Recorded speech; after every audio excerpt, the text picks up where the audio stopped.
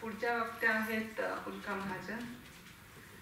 उल्का महाजन या गेल्या 3 दशकांपेक्षाही अधिक काळ सर्वहारा जन आंदोलन या संघटनेच्या पूर्णवेळ कार्यकर्त्या म्हणून कार्यरत आहेत. रायगड जिल्ह्यातील शेतमजूर, शेतकरी आणि असंघटित कामगार वर्गाच्या हक्कांसाठी त्या लोकशाही मार्गाने सातत्याने संघर्ष करत आहेत.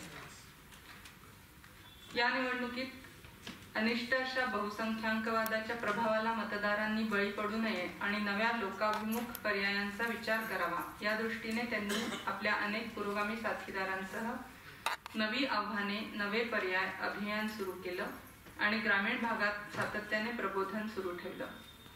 तसेच अन्य नागरी समाज गटांसोबतही संयुक्त कार्यक्रम केले. पुढे भारत जोडो अभियानासोबत राज्यातील विविध नागरी समाज गटांचा समन्वय साधण्याच्या प्रक्रियेत असताना त्यांनी राज्य समन्वय समितीच्या सदस्य म्हणून जबाबदारी पार पाडली आणि त्याचप्रमाणे भारत जोडोच्या राष्ट्रीय कृती गटातही त्यांचा समावेश होता. उल्का महाजन यांचा नागरी समाज चळवळीतील व्यापक अनुभव आणि सर्वहारांच्या हक्कांच्या संघर्षातील दीर्घ अनुभव हे लक्षात घेता नागरी समाजाच्या आजच्या आव्हानांबाबत त्यांचे विचार बहुमूल आणि नवी दिशा देणारे ठरतील अशी आमची सार्थ अपेक्षा आहे. विचार मंचावरील आणि सभागृहामधले सर्व मान्यवर, मित्रमैत्रिणींनो, सर्वप्रथम इथे उपस्थित सर्वांचं मनापासून अभिनंदन. महाराष्ट्राने जो निकाल दिलाय आणि महाराष्ट्र आणि उत्तर प्रदेश या 2 राज्यांनी या निवडणुकीमध्ये जी महत्वाची भूमिका पार पाडली आणि महाराष्ट्र गीत जे आपलं आहे, जय जय महाराष्ट्र माझा, त्यातली एक ओळ आहे, दिल्लीचेही तख्त राखितो महाराष्ट्र माझा. या निवडणुकीमध्ये दिल्लीचेही तख्त हलवितो महाराष्ट्र माझा ही ओळख महाराष्ट्राने अधोरेखित केली आहे. आणि त्याच्यामध्ये ज्यांनी ज्यांनी आपला जो काही वाटा उचलला असेल, आपापल्या ठिकाणाहून आपलं ठिकाण सोडून बाहेर पडून, त्या सर्वांचं मनापासून अभिनंदन. आपल्यासाठी तरी टाळ्या वाजवूया.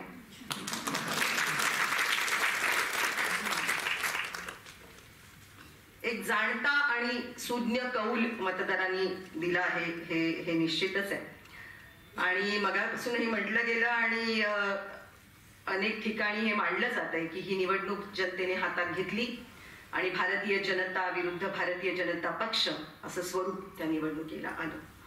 आपल्याला सगळ्यांनाच माहिती आहे की लोकशाहीत काहीच आपोआप घडत नसतं आणि जनता उतरली याच्या मागे अनेक जणांचे प्रयत्न, मेहनत असते. आणि इथे सतत सिव्हिल सोसायटी हा शब्दप्रयोग केला जातोय. ती राज्यशास्त्रातली किंवा समाजशास्त्रातली एक संकल्पना असेल, पण मी स्वतः तो शब्दप्रयोग करणार नाहीये.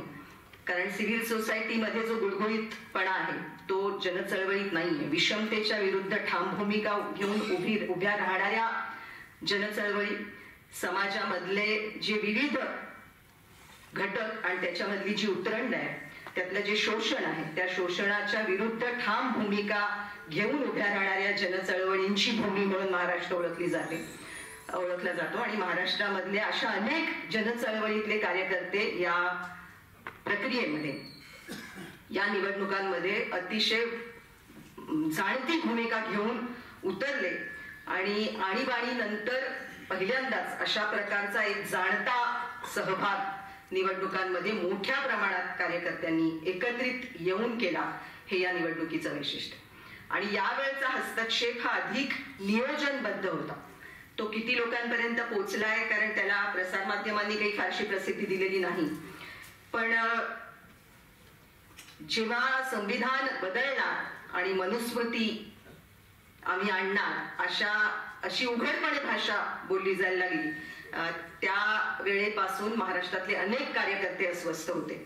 आणि फक्त निवडणुकीच्या वातावरणात नाही, आपल्याला माहिती आहे की 2014 मध्ये मोदी सरकार आल्यानंतरच 2016-17 पासून अनेक मोहिमा विशेषतः महाराष्ट्रामध्ये सुरू झालेल्या होत्या. आणि त्या म्हणजे त्याचं कारण असं आहे की ज्या महाराष्ट्रात डॉक्टर बाबासाहेब आंबेडकर मनुस्मृती 1927 मध्ये जाळतात, ती मनुस्मृती पुनरुज्जीवित करण्याची भाषा जेव्हा बोलली जाते, त्यावेळेला चळवळीमधले जाणते कार्यकर्ते स्वस्थ बसणं शक्य नव्हतं आणि त्यांची वेगवेगळ्या पातळीवरची हालचाल ही सुरू झाली. त्याच्यामध्ये दक्षिणायन होतं, संविधान जागर यात्रा ज्या जागोजाग सुरू झाल्या, पूर्ण महाराष्ट्रभर त्याचे वेगवेगळे प्रयोग करण्यात आले. रायगडमध्ये आम्ही शिवराय ते भीमराय समता मार्च 2017 पासून काढतो आणि त्यामध्ये विविध समूह सहभागी होतात.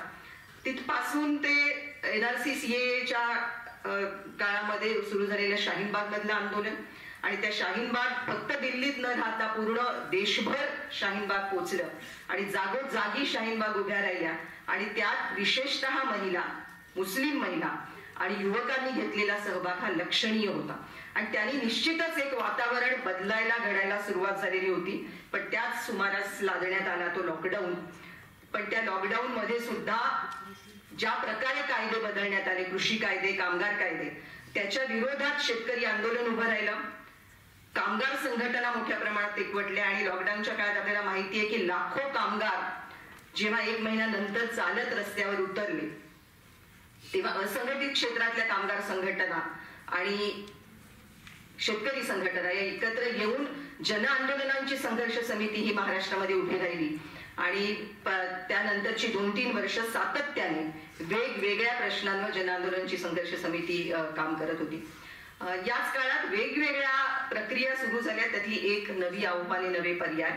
कारण या सगळ्या वातावरणामध्ये जे बदलत आहे ती आव्हानं नवीन येत आहेत आणि त्या नवीन आव्हानांना तोंड द्यायचं असेल तर पर्यायही नवीन उभे राहावे लागतील असा विचार घेऊन जी काही अस्वस्थ कार्यकर्ते मंडळी एकत्र आली त्यातून ही प्रक्रिया उभी राहिली. एक महाराष्ट्र दौरा घडवण्यात आला, संवाद यात्रा झाल्या, विविध महाराष्ट्राचे जे सारे 5 विभाग आहेत त्या 5ही विभागांमध्ये हा दौरा झाला आणि त्यानंतर मार्च 2023 मध्ये झालं पंढरपूर संमेलन. तिथे पंढरपूर संकल्प घेण्यात आला आणि त्या पंढरपूर संमेलनाचं शीर्षकच हे होतं 2024 राज्य संविधानाचं की मनुस्मृतीचं. आणि ही गोष्ट, हा प्रश्न शीर्षस्थानी ठेवून जे कार्यकर्ते एकवटले, पंढरपूर संकल्प जाहीर करण्यात आला. त्यातून 350 कार्यकर्ते पंढरपूरला एकत्र आले होते विद्रोहाच्या भूमीमध्ये आणि तिथून कामाला सुरुवात झाली. त्यामध्ये त्या संमेलनामध्येही अनेक मांडण्या करण्यात आल्या ज्याच्यामध्ये मोदी सरकार, भाजप सरकार आणि त्यांच्या नीतीचा मारा ज्या ज्या समूहांवर आहे, त्याच्यामध्ये दलित आणि मुस्लिम या 2 समूहांची मांडणी आपल्या 2 मित्रांनी आता इथे केली. पण त्याबरोबरच आदिवासी असतील, ख्रिश्चन असतील आणि महिला असतील, या सर्वांवर जो मारा होतो आहे, त्यांच्या नीतीचा, धोरणांचा जो मारा आहे त्याची पोलखोल करणाऱ्या मांडण्या त्या संमेलनामध्ये करण्यात आल्या. त्याच्या पुस्तिका छापण्यात आल्या, त्याचं साहित्य पुढे आणण्यात आलं आणि त्यानंतर 2022 मध्ये जी भारत जोडो यात्रा निघाली त्याचे आपण सगळे साक्षीदार आहोत. त्या यात्रेमध्ये जे सहभागी झाले त्यांनी एकत्र येऊन असा निर्णय घेतला की यात्रा आता संपली आहे, पण इथून पुढे काय, 2024च्या आव्हानाला जर भिडायचं असेल तर आपल्याला वेगळी पावलं उचलावी लागतील आणि त्यातून भारत जोडो अभियान सुरू झालं. भारत जोडो यात्रा राहुल गांधींनी सुरू केलेली असली तरी भारत जोडो अभियानचा कोणत्याही पक्षाशी काही संबंध नाही. भारत जोडो अभियान हे काँग्रेसशी जोडलेलं नाही, तो जनचळवळींचाच मंच आहे आणि तो भारत देशामध्ये पूर्ण काम करतो आहे. त्याचं एक महत्वाचं अधिवेशन जळगावला जुलै 2023 मध्ये पार पडलं आणि तोपर्यंत कर्नाटकामधल्या निवडणुका, त्यांचे निकाल आलेले होते आणि तिथे जी एकदेळू कर्नाटका ही प्रक्रिया उभी राहिली ज्याच्यामध्ये भारत जोडो अभियानचेही अनेक सहकारी सहभागी होते. त्यांच्या बरोबरीने अनेक मीटिंग, त्यांच्या बरोबरचं शेअरिंग करून महाराष्ट्रात प्रक्रिया उभ्या राहिल्या आणि जशी नवी आव्हाने, नवे पर्याय, भारत जोडो अभियान या 2 प्रक्रिया उभ्या राहिल्या तशाच विविध 10-12 प्रक्रिया महाराष्ट्रामध्ये आहेत. त्यातल्या 8 प्रक्रिया एकत्र आल्या आणि त्यांनी एक जाहीर कॉल दिला निर्धार महाराष्ट्राचा.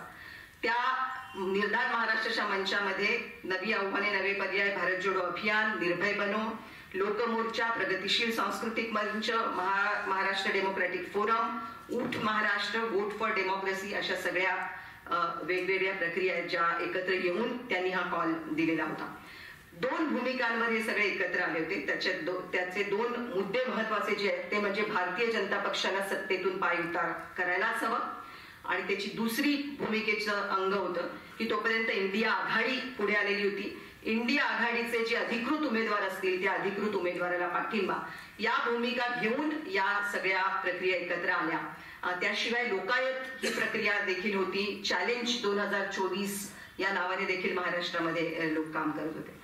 तर या सगळ्यामध्ये भारत जोडो अभियानची मांडणी मी इथे प्रामुख्याने करणार आहे, ज्याच्यामध्ये विविध सामाजिक कार्यकर्ते, पत्रकार, वकील, सजग नागरिक, प्राध्यापक, शिक्षक, शेतकरी, शेतमजूर, व्यावसायिक, साहित्यिक, निवृत्त अधिकारी, कामगार संघटनांचे कार्यकर्ते अशा सगळ्यांनी मिळून बनलेलं हे अभियान होतं, ज्यात आहे भारतामध्ये 156 लोकसभा मतदारसंघामध्ये काम करायचं ठरलं. सगळ्या राज्यांमधली जे राष्ट्रीय संमेलन झालं त्यामध्ये, आणि विविध राज्यांमधल्या 19 राज्यांमधल्या 156 लोकसभा मतदारसंघामध्ये अतिशय लक्ष केंद्रित करून कामाला सुरुवात झाली. महाराष्ट्रामध्ये 23 लोकसभा मतदारसंघ निश्चित करण्यात आले, जिथे वेगवेगळ्या टीम्स काम करत होत्या. आणि त्यामध्ये कामाची जी पद्धत ठरली, त्यात सुरुवातीला अनेक शिबिरं, कार्यशाळा विभागीय पातळीवर अनेक ठिकाणी झाल्या. आणि भाजपची मायक्रो मॅनेजमेंट जी चालते इलेक्शनची, ती लक्षात घेऊन कामाचे वेगवेगळे टप्पे ठरवण्यात आले. त्याच्यातला पहिला टप्पा होता तो होता मतदार नोंदणीचा. मोठ्या प्रमाणावर मतदार नोंदणी करणं आणि मतदानाची टक्केवारी वाढणं हे पहिलं उद्दिष्ट होतं. त्यात गावोगावी तरुण कार्यकर्त्यांची शिबिरं घेऊन ही मतदार नोंदणीची प्रक्रिया सुरू करण्यात आली. आणि त्याच्यात लक्षात येत होतं की जे समूह भारतीय जनता पक्षाला मतदान करत नाहीत, त्यांची नावं मतदार यादीतून गहाळ करण्यात येतात, हा त्यांच्या कार्यक्रमाचा एक भाग आहे. आणि हे मोठ्या प्रमाणात लक्षात येत होतं.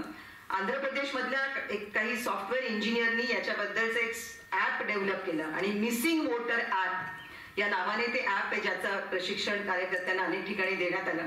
आपापल्या भागी जे मतदार गहाळ करण्यात आलेले आहेत ते शोधणं आणि त्यांना पुन्हा मतदार यादीत आणणं, हाही त्या कार्यक्रमाचा आणि त्या प्रयत्नाचा एक भाग होता.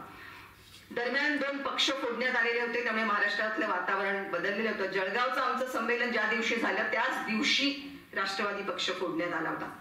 आणि याच्या मधला रायगड जिल्ह्यातला आता कलीम अजीम यांनी उल्लेख केला.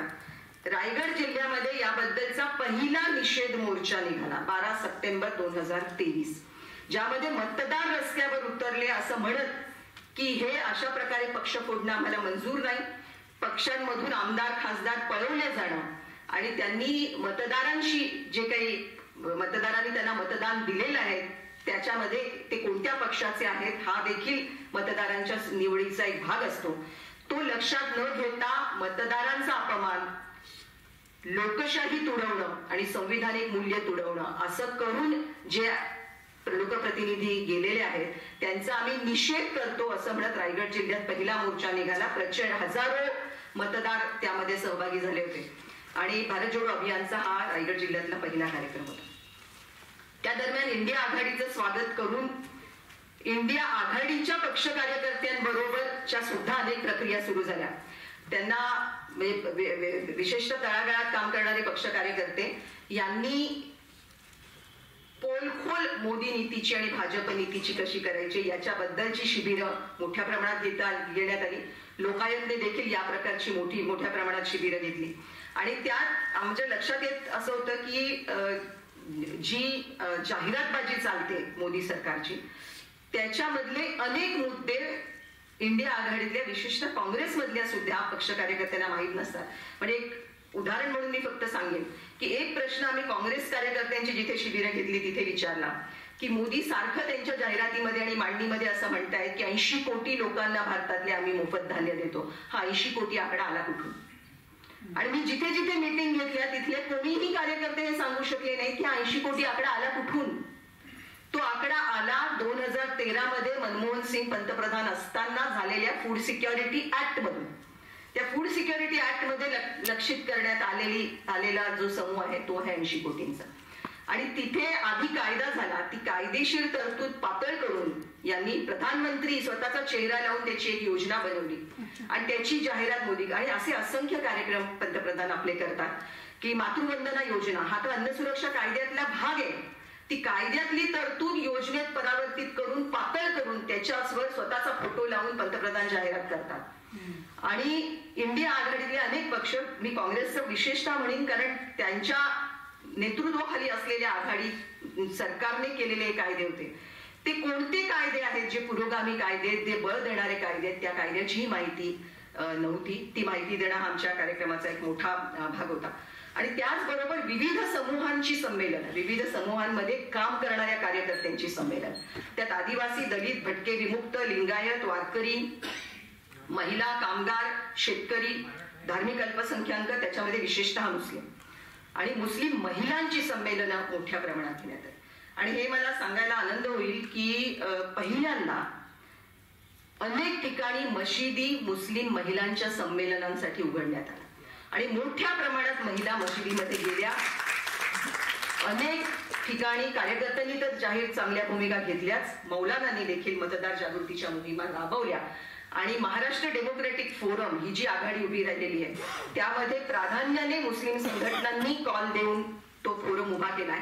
पण त्यांनी जाणीवपूर्वक त्याच्यामध्ये आमच्यासारखे अनेक जण महाराष्ट्र डेमोक्रेटिक फोरमच्या एक्झिक्युटिव्ह कमिटीमध्ये आहेत की त्याचा चेहरा फक्त मुस्लिम राहू नये, तो सगळ्यांनी एकत्र येऊन केला पाहिजे असा प्रयत्न करून ती एक्झिक्युटिव्ह कमिटी करण्यात आली. त्यामुळे मुंबईमध्ये अरब मस्जिद पासून ते अनेक ठिकाणी मोठ्या प्रमाणात महिलांची संमेलनं घेण्यात आली. अनेक मौलानांनी आम्हाला, म्हणजे रायगड जिल्ह्यातले मौलाना मोठ्या प्रमाणात आले आणि त्यांनी मला येऊन असं आवाहन केलं की उद्धव ठाकरेंबरोबर आमची मीटिंग घडवून आणा.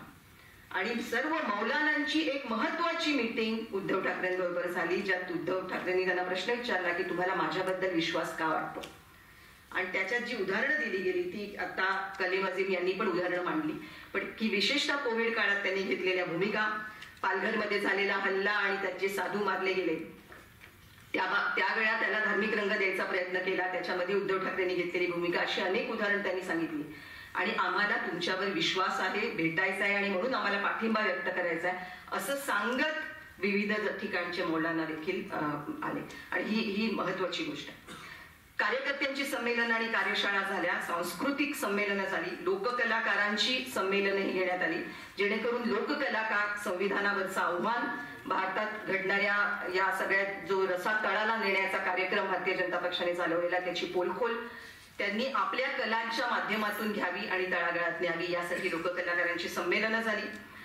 व्हॉट्सअपवर चॅटबॉट नावाचा एक उपक्रम सुरू करण्यात आला. सोशल मीडियाचे अनेक प्रयोग करण्यात आले, ते मांडायला आता वेळ नाही, पण मिस्ड कॉल कॅम्पेन असेल, टेलिकॉलिंगच्या मोहिमा असतील, विविध सर्वेक्षण करून त्याचा राजकीय पक्षांना फीडबॅक देण्याचा भाग असेल, या सगळ्या गोष्टींबरोबरच इंडिया आघाडीतल्या घटक पक्षांबरोबरचं कोऑर्डिनेशन, समन्वय, आम्ही सर्व घटक पक्षांच्या प्रमुख नेत्यांना भारत जोडो अभियान भेटलो आणि सगळ्या निर्धार महाराष्ट्रामधल्या अनेक प्रक्रिया, उमेदवार आणि नेत्यांबरोबर चर्चा, मांडणी आणि समन्वयाच्या भूमिका, कोणत्या कोणत्या ठिकाणी आपल्याला एकत्र काम करता येईल याची आखणी, अशा प्रकारचा समन्वय करण्यात आला. काही ठिकाणी यश मिळालं, काही ठिकाणी मिळालं नाही, काही ठिकाणी उमेदवारांकडून पण फारसा प्रतिसाद मिळाला नाही, पण मेजॉरिटी ठिकाणी ज्या 23 मतदारसंघांमध्ये भारत जोडो अभियानने फोकस्ड काम केलं त्यातल्या 17 ठिकाणी इंडिया आघाडीचे उमेदवार निवडून आले.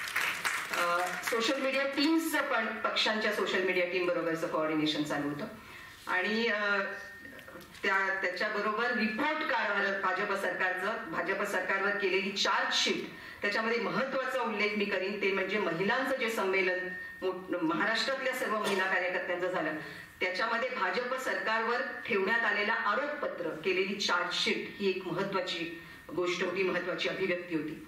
सलोखा समित्या जागोजागी उभ्या राहिल्या, हेट स्पीचेसवर लक्ष ठेवणं, त्याच्या तक्रारी नोंदवणं, निवडणूक आयोगाकडे त्याच्या तक्रारी दाखल करणं आणि त्याचा सतत पाठपुरावा करणं, हे देखील मोठ्या प्रमाणात चालू होतं. जाहीर सभा आणि कॉर्नर सभा हा भाग होताच.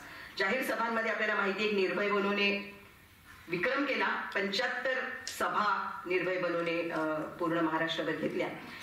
पण आमची मांडणी अशी होती की जाहीर सभा आवश्यक आहेतच, पोलखोल करणं आवश्यक आहे, पण त्याबरोबर तळागाळात, कारण जाहीर सभांपर्यंत सर्व लोक पोचत नाही, त्यामुळे खेड्यापाड्यात आणि वस्त्यांमध्ये कॉर्नर मीटिंग्स घेणं, घराघरापर्यंत डोर टू डोर कॅम्पेन करणं हाही कामाचा भाग असला पाहिजे.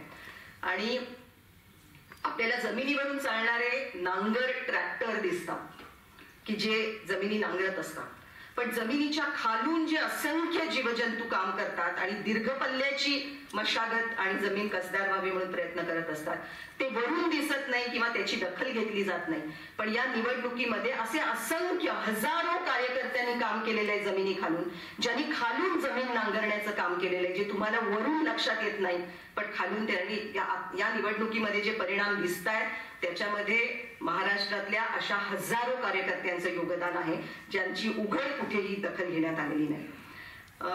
लग्न, दिवस कार्यात प्रचार, यात्रा, मोटरसायकल रॅलीज या सगळ्या गोष्टी तर होत्याच.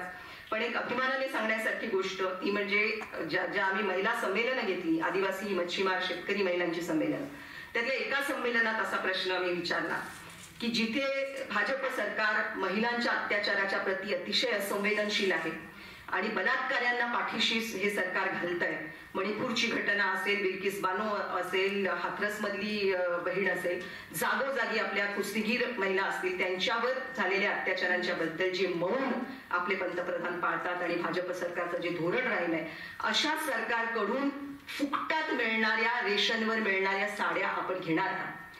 अशा या संमेलनामध्ये प्रश्न विचारलेला असताना हजारो महिला त्या संमेलनात होत्या.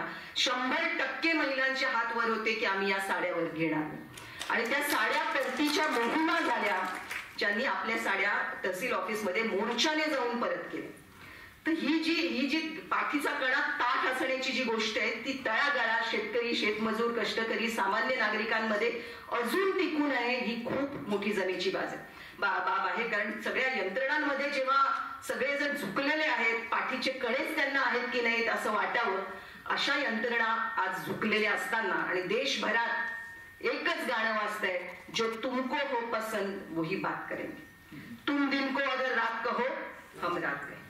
हे गाणं देशात वाजत असताना तळागाळात मात्र जनता स्वाभिमानाने ताठपणे या दहशतीच्या विरोधात उभी राहते. हे खूप दिलासा देणारं चित्र होतं.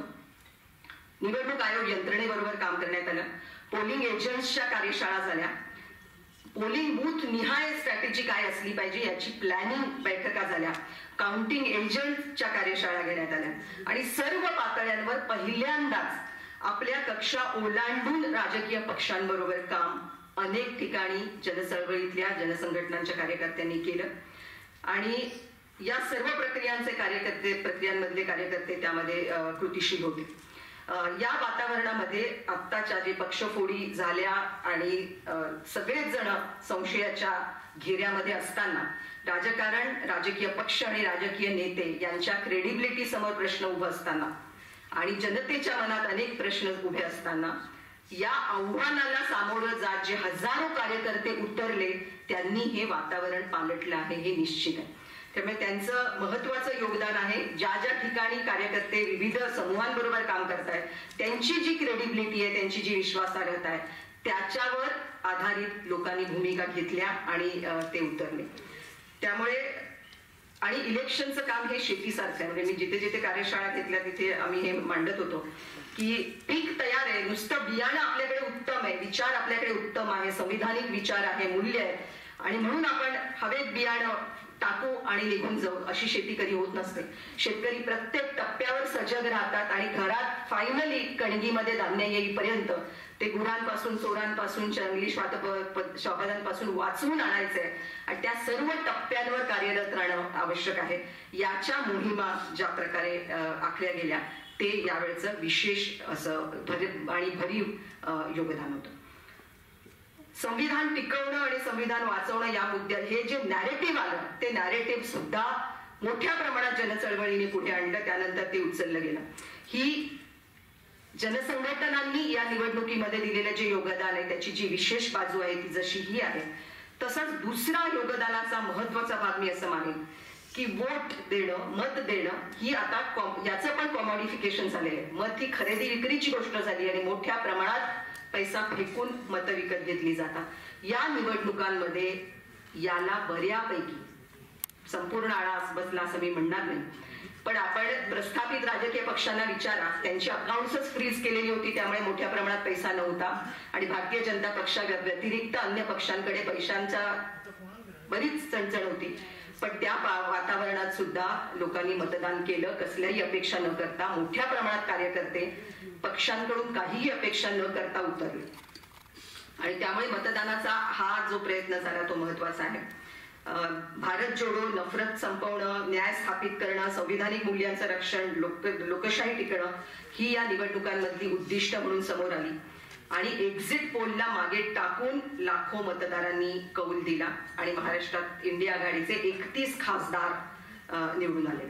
आणि हे सगळं लेव्हल प्लेइंग फील्ड नसताना, म्हणजे विरोधकांची पूर्ण नाकेबंदी करण्यात आली होती, अटक सत्र होतं, पक्ष फोडले जात होते, अकाउंट फ्रीज केलं गेलं होतं, निवडणूक आयुक्तांच्या नेमणुका ज्या पद्धतीने करण्यात आला, महाराष्ट्राचे मुख्य निवडणूक अधिकारी शेवटच्या टप्प्यावर ज्या प्रकारे तडकाफडकी त्यांची बदली करण्यात आली, अनेक कलेक्टर बदलले गेले, मतदार यादीतली नावं उडवली गेली, नोंदवलेल्या मतदारांना एपिक कार्ड मिळालं नाही, मतांच्या प्रमाणात अचानक 15 दिवसांनी झालेली वाढ हा तर मोठा गाजणारा प्रश्न आहे. रायगड जिल्ह्यात 10 मेला जी अधिकृत आकडेवारी जाहीर झाली ती आणि 25 मेला इलेक्शन कमिशनने जाहीर केलेली आकडेवारी याच्यात 83,377 मतांचा फरक पडला.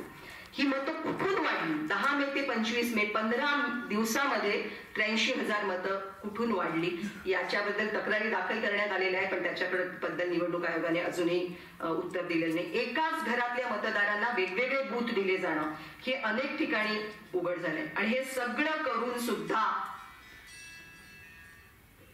महाराष्ट्रामध्ये इंडिया आघाडीचे एवढ्या मोठ्या प्रमाणात खासदार निवडून येतात ही महत्वाची आणि अधोरेखित करण्यासारखी गोष्ट आहे. आणि त्या जमेच्या बाजू आणखीन अशा आहेत की आता मगाशी 1% मताची गोष्ट करीम अझीमनी मांडली, बरोबरच आहे. भाजपची देशभरातली मतं फक्त 1% कमी झालेली असली तरीही भारतीय आणि महाराष्ट्रातील नागरिकांचा हुकुमशाही, संविधान विरोधी, लोकशाही संपू पाहणाऱ्या सरकार विरोधी लढण्याचा आत्मविश्वास आणि उमेद जी जागली आहे ती या 1%च्या खूप पलीकडची. त्यामुळे टक्केवारी जरूर आपण विचारात घेऊ, कारण आपले पाय जमिनीवर असायला हवेत म्हणून, पण आपल्याला जर उमेदीने पुढचं बळ मिळवायचं असेल आणि उडी घ्यायची असेल तर ती उडी घेण्यासाठीचा जो आत्मविश्वास लागतो तो आत्मविश्वास या निवडणुकांनी नक्कीच वाढवला आणि महाराष्ट्र आणि उत्तर प्रदेशने याच्यात मोलाची कामगिरी बजावली आहे. CSTSच्या आकड्यांचा आधार घेऊन काही जमेच्या बाजू मी मांडणार आहे.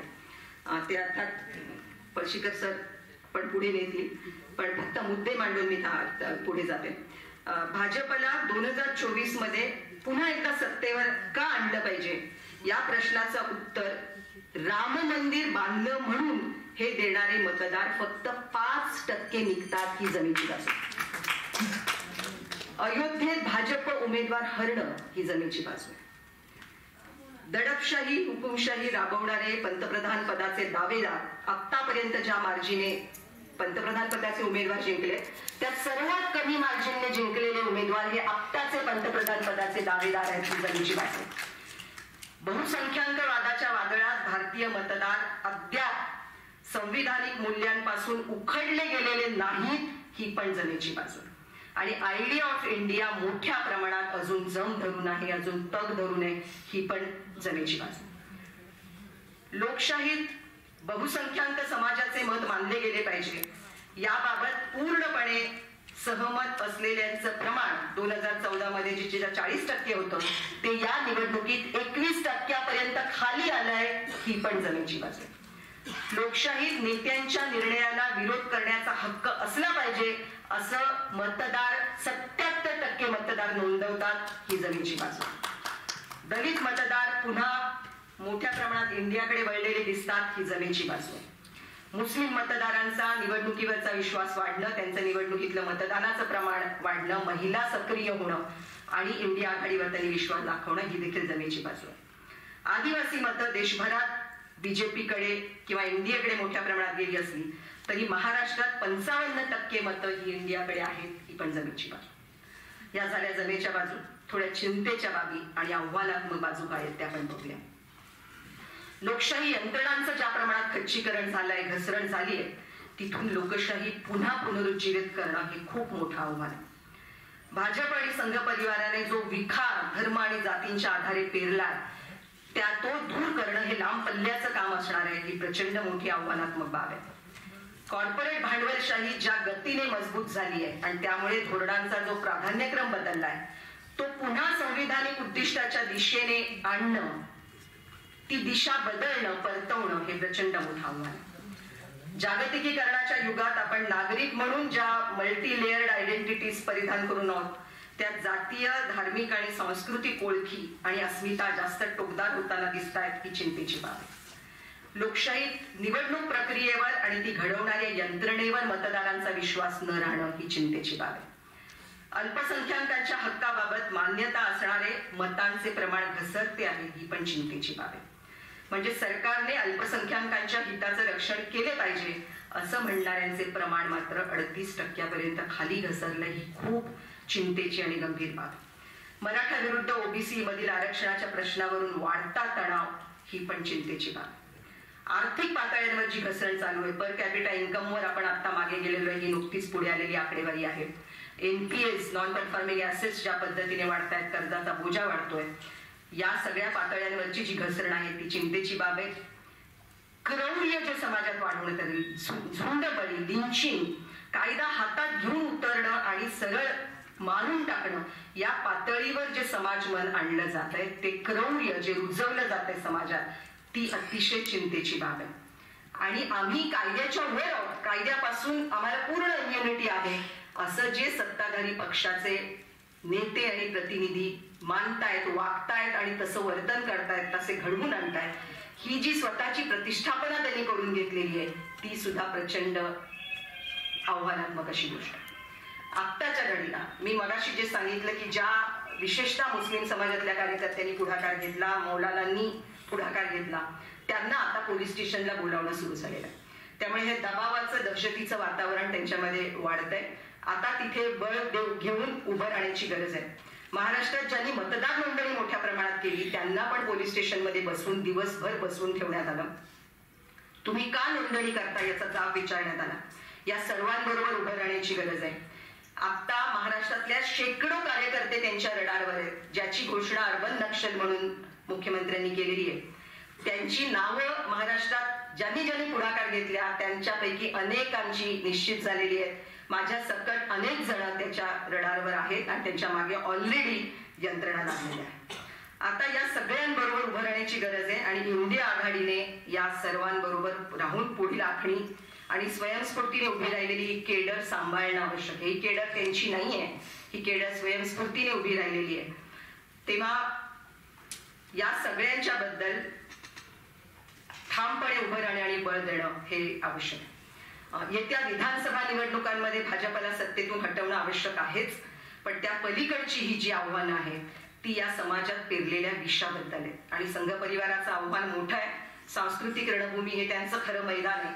तिथे परिवर्तनवाद्यांनी जोमाने उतरणं गरजेचं आहे आणि अनेक टप्प्यांवरचं काम, सांस्कृतिक चळवळ उभारून ती मजबूत करत नेणं हे येत्या काळाला भिडण्याचं महत्वाचं काम आहे, जे आपल्याला नजरअंदाज करून चालणार नाही. त्यामुळे प्रगतिशील सांस्कृतिक चळवळ उभारणं हे लांब पल्ल्याचं काम, पण तातडीने त्यासाठी पावलं उचलण्याची गरज आहे. लोकशाही व्यवस्थेतला 5वा स्तंभ मजबूत करणं हे देखील दीर्घकालीन पण तातडीनं कामाला लागण्यासाठी आवश्यक असं उद्दिष्ट आहे. त्यामुळे ही वाट अधिक रुंदावत नेणं आवश्यक आहे. मी लोकसत्तामध्ये याबद्दलचा एक लेख लिहिला होता आणि तो लेखचा शेवट करताना असं म्हटलं की यामध्ये आम्ही छोटे काजवे भले, पण आम्ही अंधाराशी लढलो आणि ते महत्वाचं काम आहे की आपलं बळ जे काही आहे ते लावून याच्यामध्ये उतरणं आणि त्या अनेक काजव्यांनी एकत्र येऊन प्रकाश वाटा उजळणं आणि अंधाराशी झगडता येतं, अंधाराशी लढता येतं, हा आत्मविश्वास जागवणं ही अत्यंत महत्वाची गोष्ट आहे. या देशातल्या अनेक गोष्टी बदलायची आवश्यकता आहे संविधान टिकवायचं असेल तर, आणि त्या कामासाठी आपल्याला सगळ्यांनी पुढे आणखीन बळ घेऊन कामाला लागलं पाहिजे. आपल्या 2 मित्रांनी जे कन्सर्न्स मांडले ते महत्वाचे आहेत, ते लक्षात घेऊन पुढची वाट चालली पाहिजे. आणि या सर्व पक्षांकडे आम्ही जी पुढची मागणी करतो त्यामध्ये हे महत्वाचा मुद्दा आहे की विशेषतः दलित, मुस्लिम आणि धार्मिक अल्पसंख्याक कार्यकर्त्यांनी केलेलं काम लक्षात घेऊन त्यांचं यापुढचं योगदान या राजकीय पक्षांनी गृहीत न धरता त्याबद्दल ठोस पावलं काय उचलली पाहिजे त्याच्या अनेक सूचना आम्ही करतोय. आणि हे सगळं घेऊन आपल्याला पुढे जावं लागणार आहे. दिल्लीचं तख्त हलवलंय. महाराष्ट्रामध्ये महाराष्ट्र यांच्या तावडीतून मुक्त करायचा असेल तर येत्या विधानसभा निवडणुकांमध्ये पुन्हा एकदा मोहिमा सुरू होत आहे. एक आढावा मोहीम आमची पार पडलेली आहे, विधानसभेच्या तयारीला लागतोय 8 आणि 9 जुलैला वर्ध्यामध्ये सेवाग्राममध्ये भारत जोडो अभियानचं राष्ट्रीय अधिवेशन संमेलन होत आहे. त्या निमित्ताने मी आपल्याला सगळ्यांना त्या अधिवेशनाचं निमंत्रणही इथे देते. आणि जिथे जिथे तुम्ही आहात तिथे यापुढच्या सर्व प्रक्रियांमध्ये करण्यासारखी कामं अनेक आहेत. तिथे तुम्ही वेगवेगळ्या वाटा उचलू शकता. तो घेऊन आपल्याला पुढे जायचं आहे आणि ही चळवळ झाली पाहिजे. आता इथून मागे फिरता येणार नाही. अनेकांना अटक होण्याची शक्यता आहे. ते झाले तरी त्यांना पर्याय देणारे लोक सुद्धा पुढे आले पाहिजेत. हे आवाहन करून टाकते. धन्यवाद.